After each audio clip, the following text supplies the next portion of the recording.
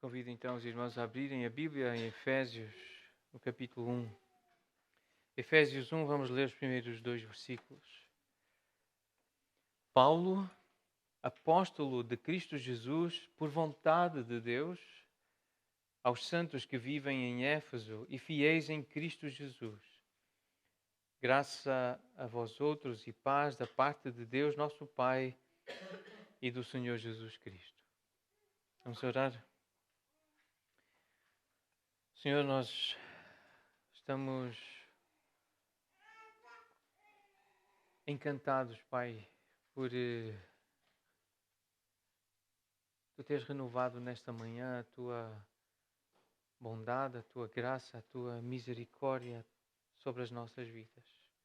Quando pensamos em nós, pensamos as nossas fraquezas e falhas, as nossas iniquidades, Senhor, a Tua graça, a Tua bondade destaca-se sobremaneira. E por isso louvamos-te, Senhor, por nos atraís a este lugar, a uma hora como esta, para ouvirmos a Tua palavra, para sermos confortados, aconselhados pela Tua palavra, sermos fortalecidos por meio daquilo que Tu revelaste acerca do Teu caráter bondoso. E como nós acabamos de ler, um Deus Todo-Poderoso que exerce a Sua vontade suprema, soberana, como fizeste com Paulo, a quem nós temos ouvido, reconhecendo, ó Deus, que os Seus escritos vêm, na verdade, do Teu coração, vêm pela ação do Teu Espírito na vida deste nosso irmão. E rogamos, ó Deus, que as palavras que ele escreveu aos Efésios sejam vivas e eficazes nos nossos corações, nas nossas mentes, nesta manhã. À medida que nós as formos lendo, pedimos que as apliques aos nossos corações. Em nome de Jesus. Amém. Versículo 1 nós lemos por vontade de Deus. E no versículo 11, mais à frente, nós não lemos ainda juntos, mas podemos olhar para o versículo 11, no qual fomos feitos herança, predestinados segundo o propósito daquele que faz todas as coisas conforme o conselho da sua vontade. É este Deus que nós adoramos, um Deus que faz o que quer, faz de acordo com a sua vontade, faz todas as coisas de acordo com o conselho da sua vontade.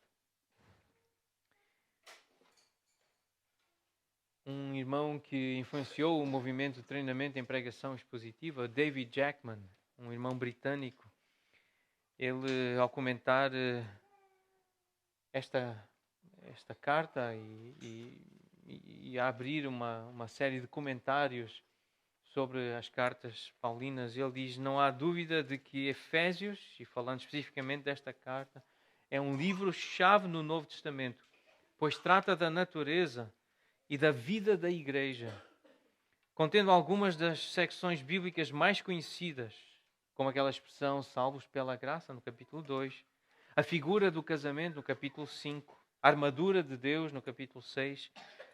Efésios é muito mais do que um tesouro de lições de escolas bíblicas, de escola dominical. Aqui está uma carta de argumentos minuciosos, calorosamente aplicada do coração do apóstolo dos gentios. Esta é a introdução a esta carta. Uma carta que foi escrita por um homem que percebeu a graça e a bondade de Deus na sua vida, a soberania de Deus, a chamá-lo para ele ser um seguidor, um discípulo, um enviado de Jesus Cristo. Várias ideias que eu vou partilhar com os irmãos estão neste livro, uma introdução aos Efésios, um livro que também vem desse ministério lá de Inglaterra, Proclamation Trust, uma proclamação confiável e a confiança que podemos ter que ao ler a Bíblia nós estamos a ouvir Deus falar, e um livro que faz parte dessa série de treinamento em exposição bíblica fiel. E o autor Simon Austin, ele diz assim na introdução a esta carta: para a maioria de nós, a experiência de ser igreja é um misto de percepções. Há uma mistura quando pensamos em ser igreja, porque esta carta trata sobre igreja, o que é ser igreja. Mas há um misto de percepções quando nós pensamos em igreja, diz Simon Austin. É um grande privilégio e um prazer fazer parte da nova comunidade de Deus, conhecer o sentimento de amor, de aceitação e de perdão. É maravilhoso quando nós experimentamos esta qualidade de vida e de amor que só pode vir da obra transformadora do Espírito Santo. Mas as igrejas também podem ser muito difíceis. As pessoas desentendem-se umas com as outras, formam-se panelinhas, grupinhos. Indivíduos poderosos exercem domínio. Os pastores são criticados. Muitas vezes há um grande abismo entre o que somos em Cristo e o que somos na realidade.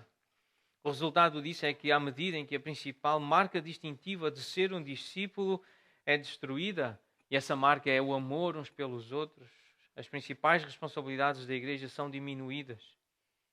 Por exemplo, a evangelização, a oração, a edificação ou a nutrição, o alimento na palavra. Pode ser muito difícil para nós sermos o que sabemos que somos em Cristo. É por causa dessa dificuldade que nós precisamos ler Efésios. Porque é difícil ser igreja. Efésios é uma carta para a igreja, é uma exposição intemporal sobre como nos tornarmos o que somos em Cristo. Interessante este jogo de palavras. Nós já somos, mas precisamos nos tornar. Precisamos realmente ser aquilo que somos espiritualmente em Cristo. Nós precisamos ser na evidência, na prática, na manifestação, nos nossos atos, nas nossas palavras, nos nossos pensamentos. Então, Efésios apresenta a realidade objetiva para todos os que são destinatários do amor imerecido de Deus, que foram vivificados em Cristo. E depois diz-nos como nos podemos tornar naquilo que nós já somos. Esta carta tem sido descrita como um dos documentos mais significativos dentre tudo o que foi escrito. Equipara-se a Romanos como a candidata a exercer o papel de a maior influência no pensamento e na espiritualidade de cristãos. A carta aos Efésios como o grande documento, tal como ao lado de Romanos, para exercer esse papel de maior influência no pensamento do que é ser crente, o que é ser um cristão. Em particular, a sua doutrina da maravilhosa ideia de ser igreja, essa igreja que é descrita aqui no versículo 1 como aqueles que são santos, aqueles que são fiéis em Cristo. Ela continua relativamente inexplorada. Não é fácil explorar tudo ou saber tudo o que Deus diz acerca do seu relacionamento com pessoas, com homens e mulheres, como nós. Então ainda há muito para entender acerca dessa relação de Deus com os homens. A nossa igreja precisa de ouvir esta carta. Nós precisamos ser desafiados sobre as nossas visões, tantas vezes consumistas e individualistas da salvação e da nossa relação com o povo para o qual nós fomos chamados e do qual nós fazemos parte. Temos expectativa que ao ler, estudar Efésios, estudar o que é ser igreja, verdadeiramente ser cristãos, ajuda a corrigir essas percepções que nós temos, muitas vezes atitude consumista e individualista com que nos aproximamos de Deus e da igreja. Acima de tudo, nós precisamos recuperar a gloriosa realidade da igreja local como um farol do futuro e uma imagem dos propósitos de Deus no mundo. A igreja local não é apenas a esperança do mundo, ela também nos mostra para onde a história está a caminhar. Ela aponta-nos para o futuro.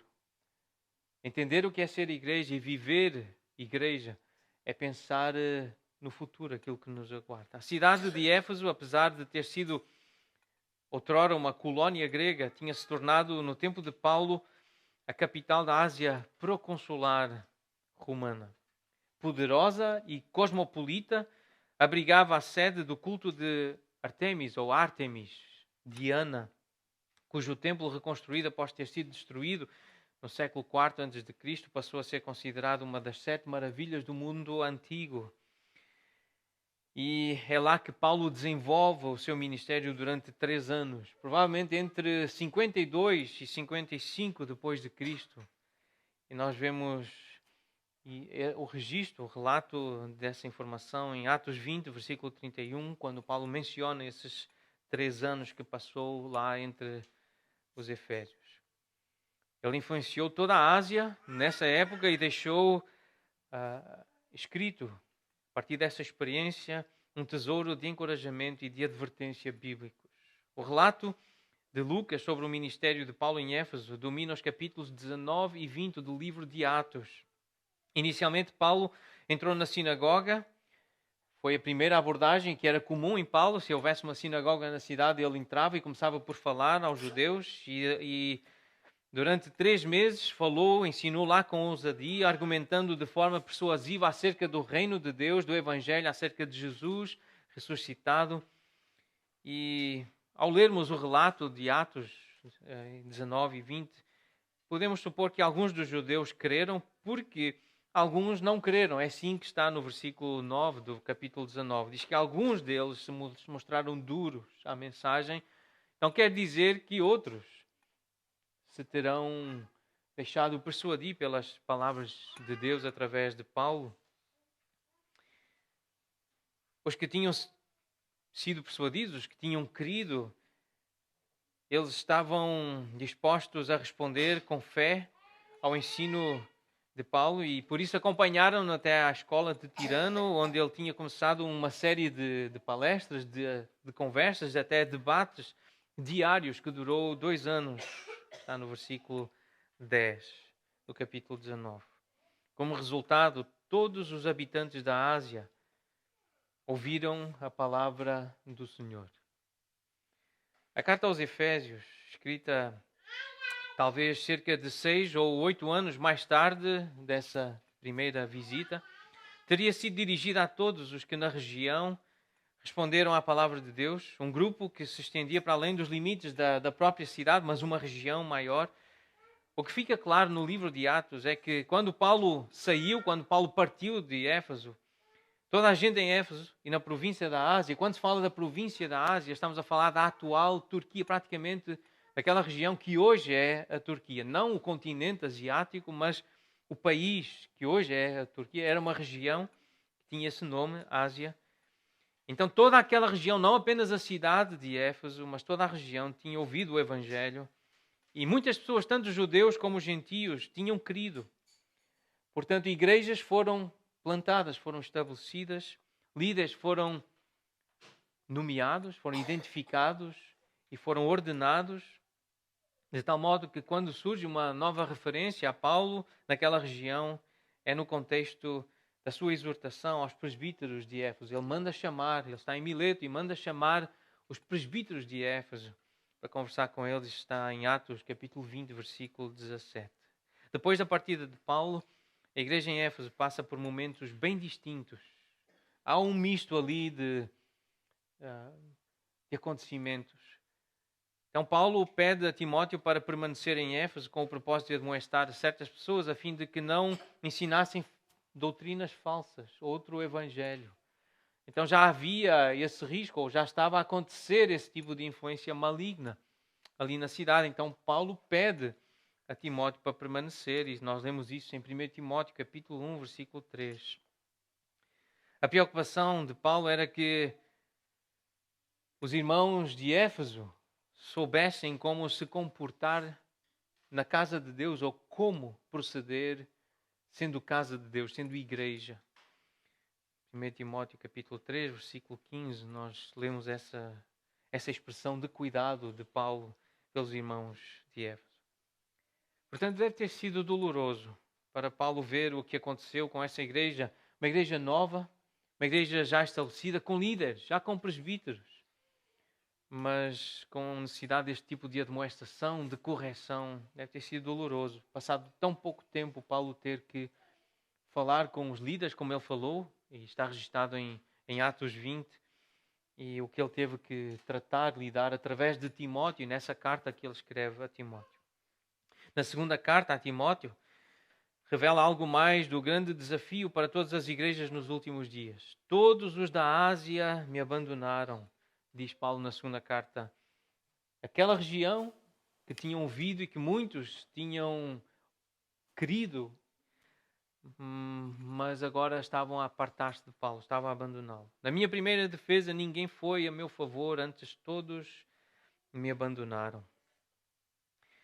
Quando nós chegamos ao livro do Apocalipse, as palavras do Senhor Jesus ressuscitado à igreja de Éfeso sugerem que a igreja estava doutrinariamente pura e atenta. A igreja sabia o que era bom, o que não era bom. Então havia ali uma atenção à doutrina, e Jesus faz esse elogio à igreja de Éfeso. Contudo, havia abandonado o seu primeiro amor. Tinham deixado de fazer as coisas que faziam no início. E o que uma igreja costuma fazer no início? É falar de o que é ser igreja, é falar de Jesus, é falar do Evangelho, é evangelizar, é querer que outros conheçam Jesus. Essas são normalmente as primeiras obras, por gratidão pela salvação, é partilhar essa alegria e partilhar o caminho da salvação.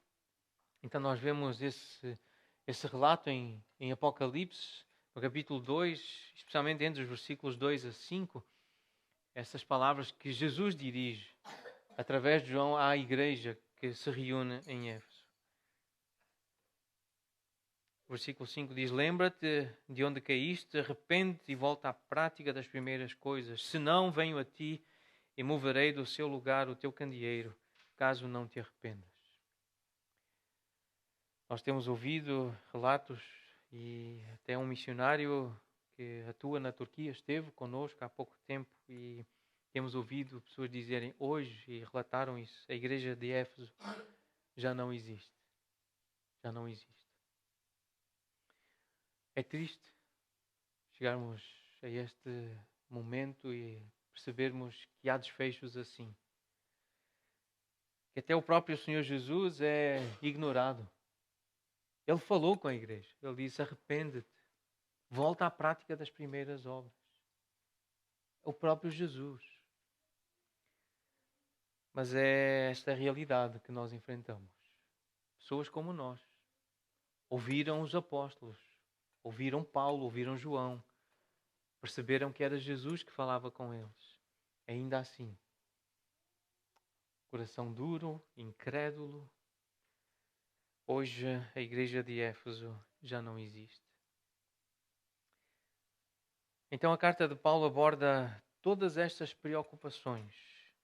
O Evangelho, a necessidade de ensino, a interação dos cristãos entre si e da igreja com o mundo, essa interação de crentes com incrédulos.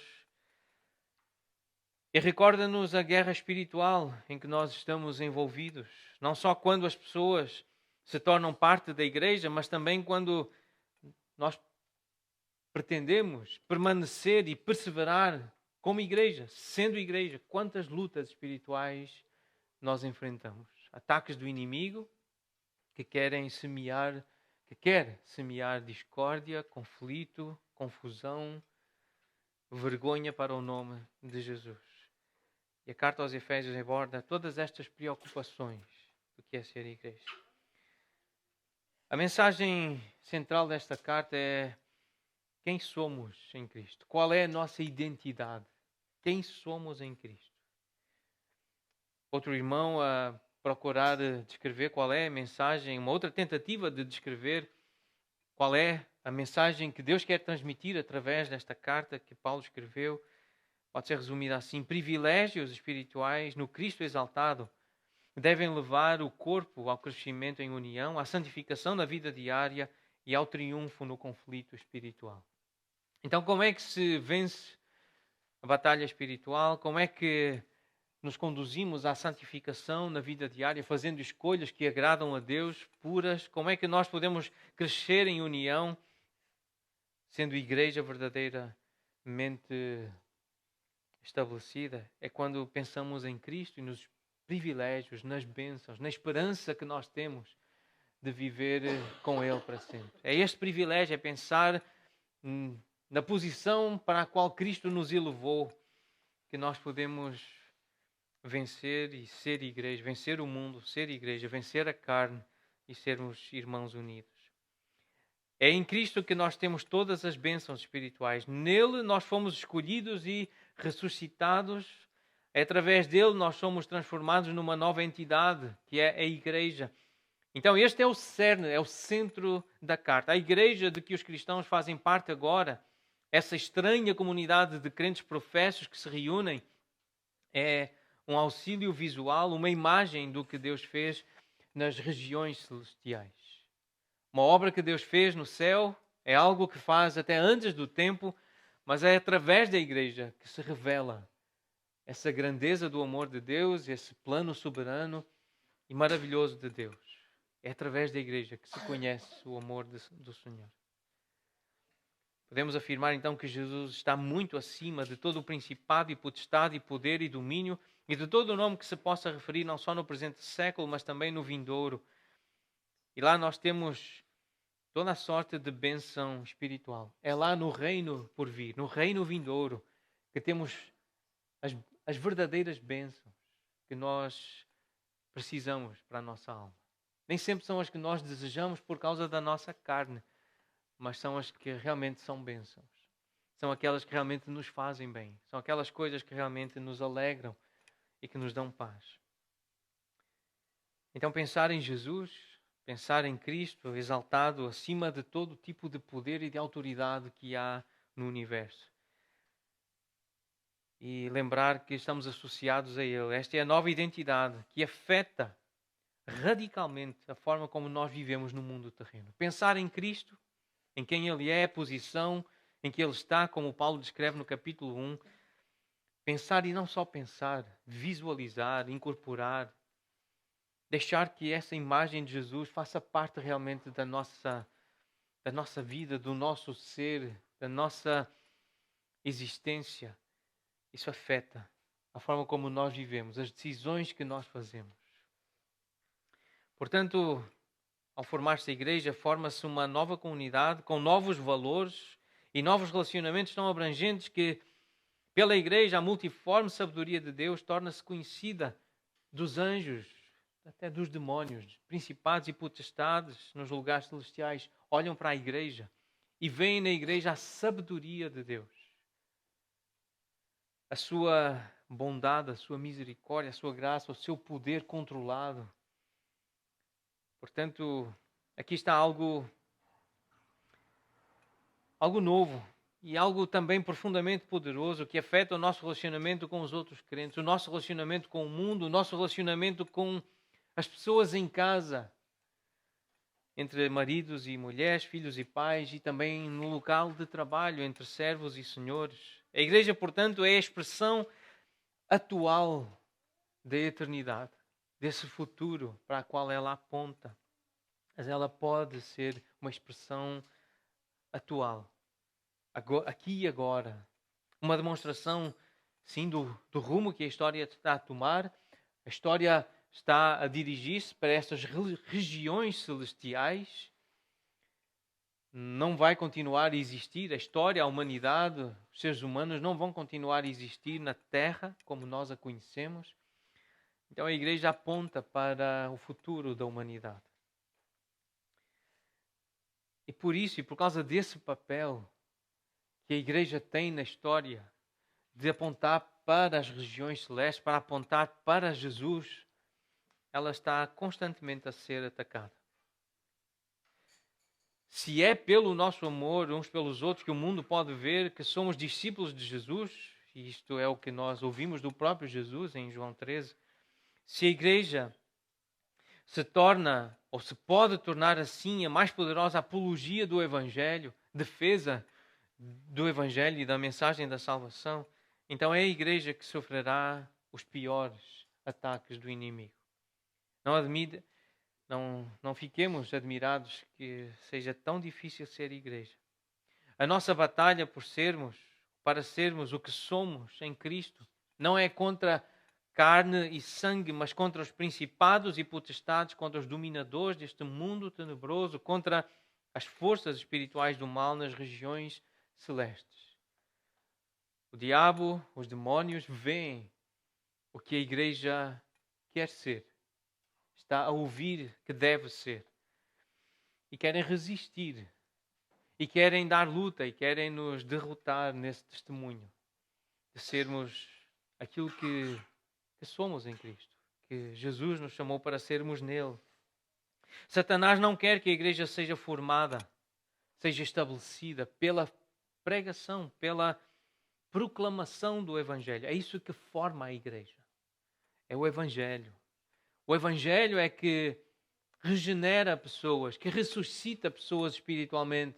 Mortos espiritualmente, pessoas que não tinham fé, passam a viver espiritualmente, passam a ter um relacionamento com Deus, passam a ter o Espírito Santo nelas, o Espírito da vida, porque ouvem o Evangelho, ouvem o que Jesus fez na cruz por elas e creem. É isso que se passa conosco, é isso que nós acreditamos que aconteceu conosco, se estamos vivos espiritualmente. E se estamos realmente a ser igreja, uma igreja estabelecida ou em estabelecimento, uma igreja em formação, é porque o Evangelho está a transformar, a regenerar vidas no nosso meio. E Satanás não quer isso. Não quer que haja proclamação do Evangelho. Quer trazer confusão, especialmente quando se parte o pão e se distribui o cálice. Se puder haver nessa hora confusão, pensamentos que levam para longe de Jesus, Satanás fica feliz, fica contente com esse tipo de comportamento.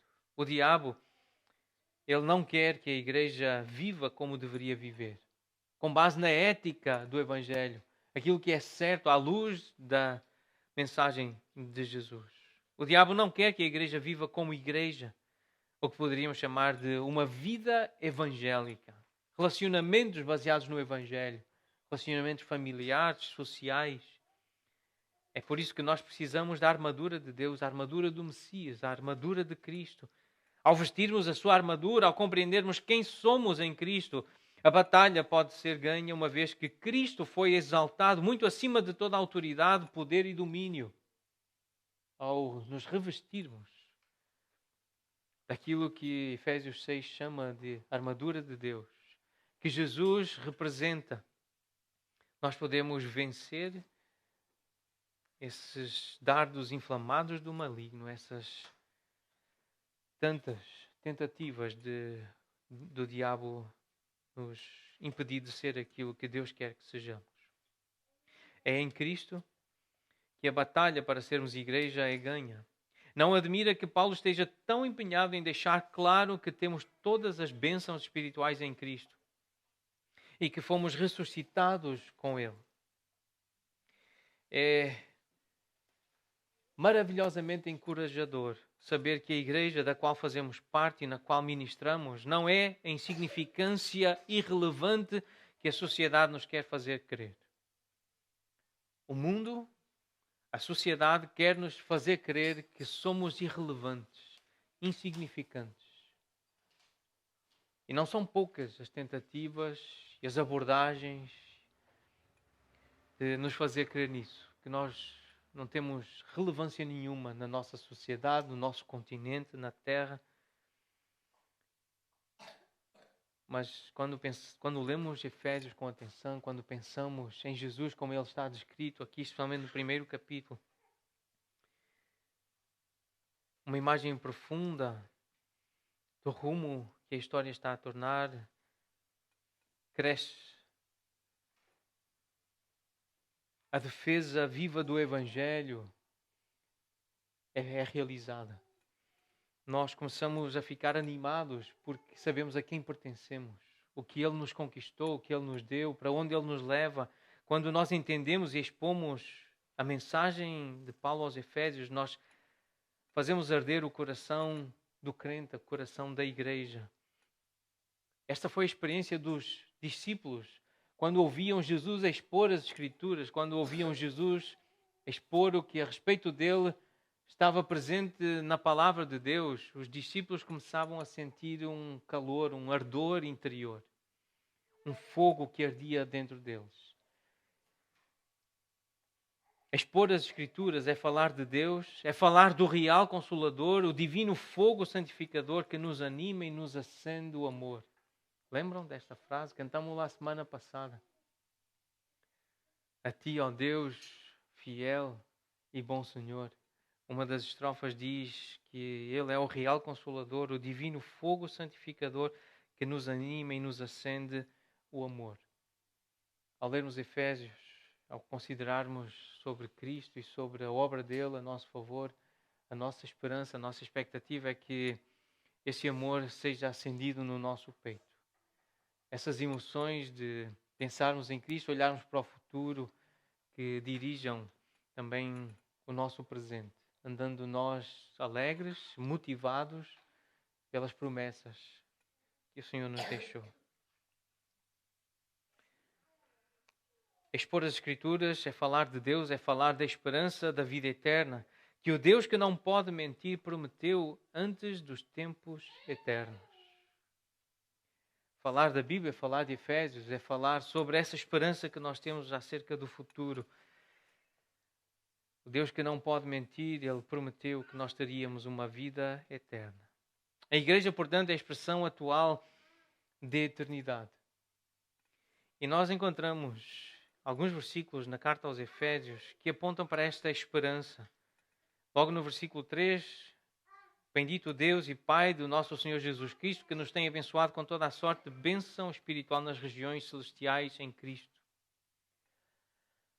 São essas bênçãos celestiais. É olhar para a frente, olhar para cima, olhar para o momento em que estaremos com Cristo. Versículo 4 diz, porque Ele nos escolheu nele antes da fundação do mundo para sermos santos.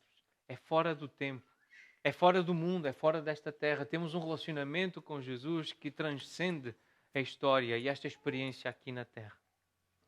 Ele nos predestinou para Ele, para a adoção de filhos. Esta é a realidade que nós conseguimos contemplar. Sermos da família de Deus, sermos filhos. O amor que um pai tem pelo seu filho e nós, a maioria de nós, eu conheço a maior parte da história, das nossas histórias e o relacionamento que a maioria de nós tem com os seus pais, perceber que eles nos amam, que se sacrificaram no passado e que continuam, em alguns casos, a sacrificar-se por nós. Nós que somos pais, o sacrifício que fazemos pelos nossos filhos, o que amamos, como amamos os nossos filhos, porque somos família. Esta é a imagem que Deus traz para nos lembrar que Ele nos ama dessa forma, como filhos. Ele fez-nos sua família, seu povo. Versículo 11, nele fomos também feitos herança, predestinados segundo o propósito daquele que faz todas as coisas conforme o conselho da sua vontade. Fomos predestinados, fomos escolhidos, mais uma vez, algo antes do tempo e independentemente de nós, fomos feitos herança para Ele. Iluminados, versículo 18, os olhos do coração para saberes qual é a esperança do seu chamamento. Fomos chamados para o quê? Para a riqueza da glória da sua herança nos santos. Nós fomos chamados para olhar para a frente aquilo que nos aguarda. Qual é a nossa herança? É andar aqui, mas com os olhos lá, os olhos na frente. Qual é a recompensa que haveremos de receber? Capítulo 2, versículo 5. Estando nós mortos em nossos delitos, Ele nos deu vida juntamente com Cristo. A vida não se resume ao que vivemos aqui. A vida que temos, porque Ele nos ressuscitou, é uma vida que é vivida nos lugares celestiais. Ele nos fez assentar nos lugares celestiais. Essa é a nossa identidade. E um dia, literalmente, é lá que estaremos. Este é o exercício de nós deixarmos de olhar tanto para a história aqui, para aquilo que nós aguardamos e esperamos, quais são as próximas realizações da nossa família, de cada um de nós, dos nossos filhos, quais são os grandes momentos de prazer, de satisfação que nós vamos ter aqui. Ler Efésios dá-nos a oportunidade de pensar em algo muito mais importante, muito mais valioso, muito mais precioso. É olhar para lá, olhar para aquilo que nos aguarda. E nós precisamos disso. É isso que corrige a nossa percepção. É isso que nos ajuda a ter momentos de frutificação. É isso que nós queremos viver como igreja, lendo esta carta e aplicando à nossa vida. Ser igreja é ser uma expressão atual da eternidade. É trazer o reino dos céus, esses lugares celestiais, isso que nós somos em Cristo, trazer para aqui e para agora, para vivermos uns com os outros. Essa mensagem poderosa da salvação, que aponta para uma cidade santa, para um lugar onde a nossa alma, se não anseia, se não anela, deve anelar e deve ansiar chegar. Nós vamos cantar um cântico, vamos aprender um hino, um cântico que fala sobre esse lugar, um lugar onde há descanso, onde há regozijo que é sem fim. Diz a canção que sei que em breve lá estarei, com os meus olhos o verei, aquele que veio para salvar-me, para levar-me junto a si.